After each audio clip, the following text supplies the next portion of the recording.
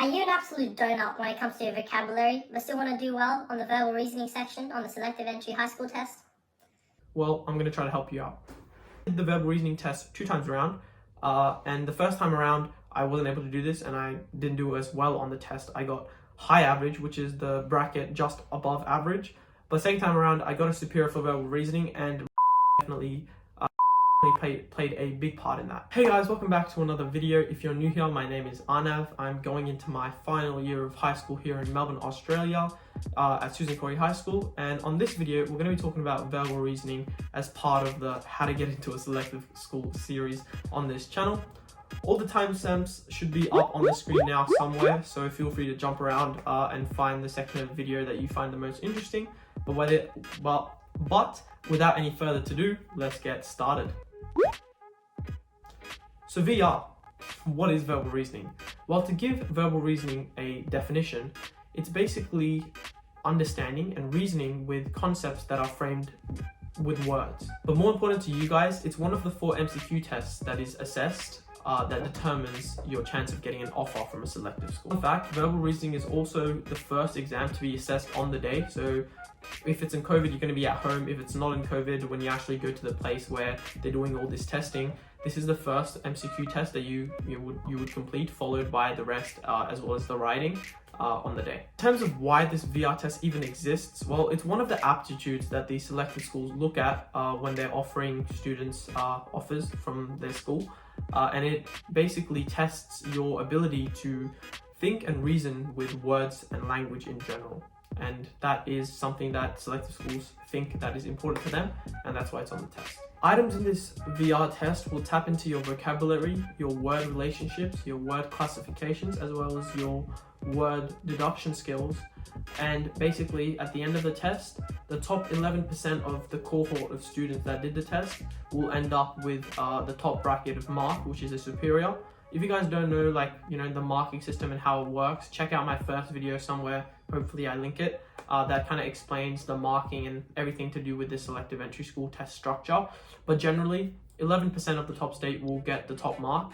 And that's the mark you want to be aiming for to maximize the chances of getting an offer from one of these selective schools. In terms of the type of questions that come up on VR tests, there is quite a few different types of questions. I've actually collated some of the most common questions and written them down over there where I did the research for this video. I'm going to read them out and hopefully I can put on the screen the question type that I'm reading out. If I'm too lazy, then I guess you're going to have to go and find these question types for yourself. But anyway, some of the question types that appear on the verbal reasoning test are the odd word out, words that have a closest meaning to one another, adding or removing a letter to make a different word, logical consequence based on a statement, and if and statements. And each of these different question types assesses a certain aspect of your logical reasoning and logical thinking when it comes to that logical thinking with words. Moving on to the timings of the test, just like the mathematics test, verbal reasoning is a MCQ test that has 60 questions, and for all the MCQ tests, including verbal reasoning, you get 30 minutes. So that roughly gives you, it gives you exactly 30 seconds per question. That doesn't necessarily mean you're going to have 30 seconds per question. Like any other test, some questions will take longer and some questions won't take as long.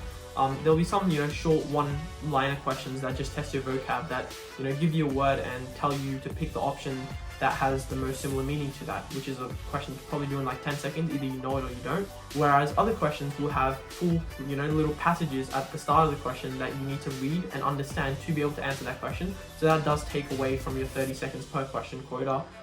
So every question will be treated differently, but on average you can have 30 seconds to answer each question, so you gotta be quick. On to the common traps, I have 2 big common traps that I often fell into when I was doing a lot of these verbal reasoning tests. The first one being, I used to always get too hung up on particular questions. Something that you guys need to realize is, out of the 60 questions on a VR test, all of the questions are weighted equally. And at the end of the day, for you to secure that top bracket mark, which is a superior, you don't need 60 out of 60. I can't really tell you the exact mark scheme you need to get a superior, because it is a percentage of the cohort that does it. So for example, if you're in a year where everybody does super bad on the test, you could get a superior and only have gotten 35 out of 60 on your VR. And on other years, you might need 55 out of 60 to get that top 11% mark. So generally, don't get too hung up on one question. As I said, I used to do that a lot.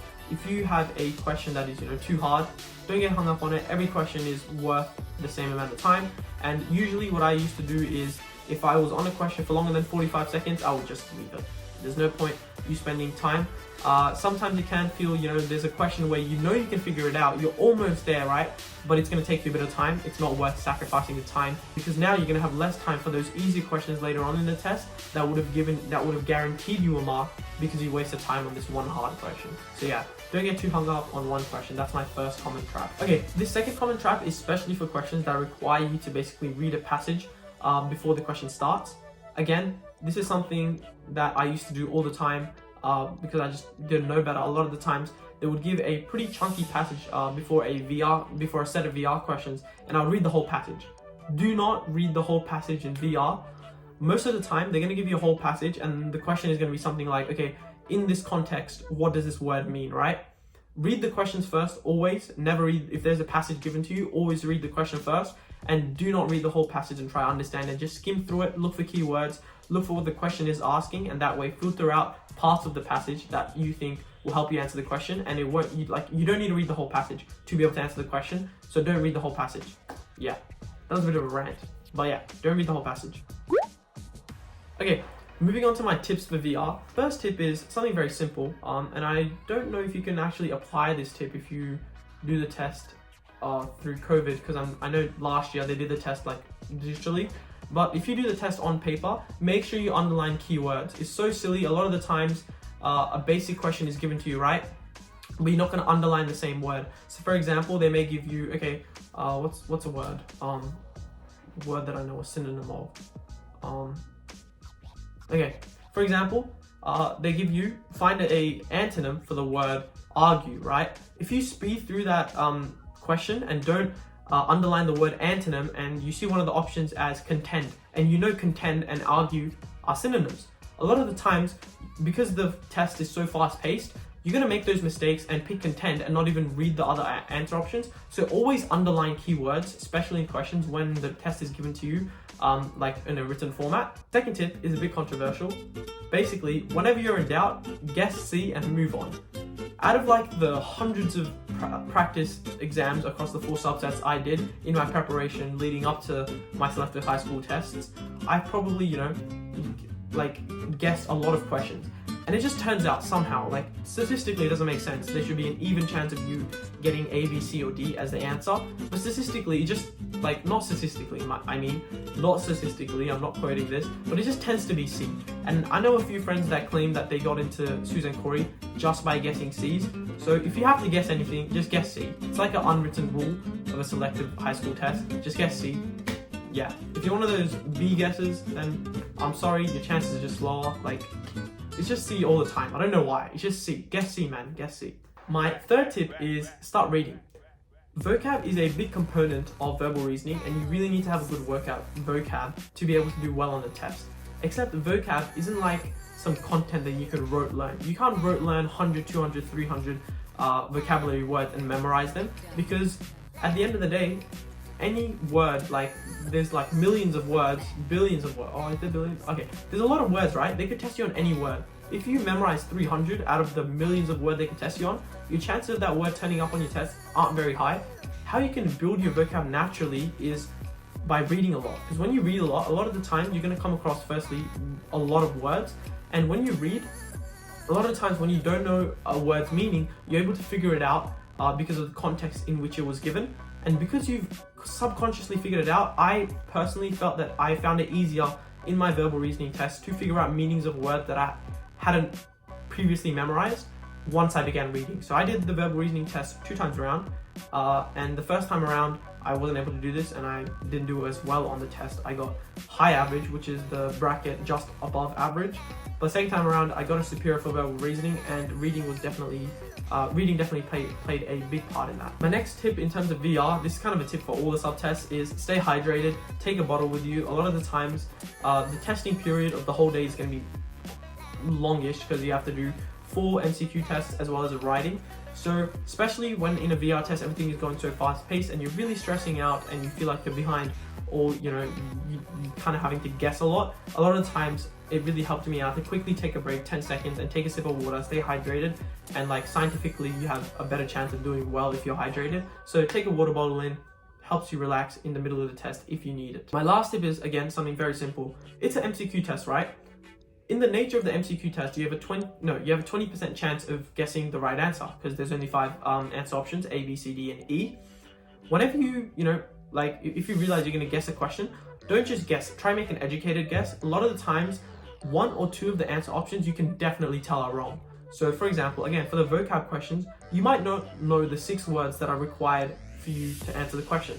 So obviously you have the word in the prompt and then the 5 options. You might not know all the options available to you. You might know 1 or 2.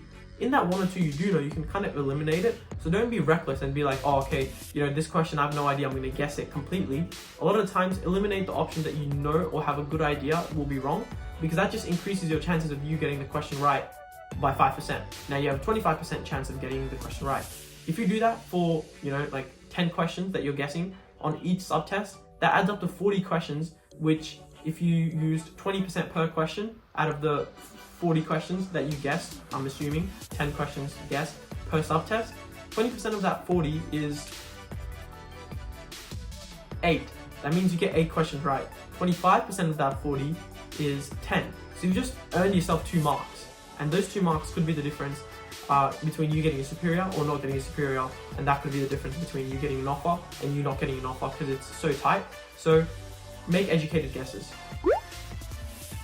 In terms of the resources and stuff, there's this website called examsuccess.com.au. I'll put the link in the description below.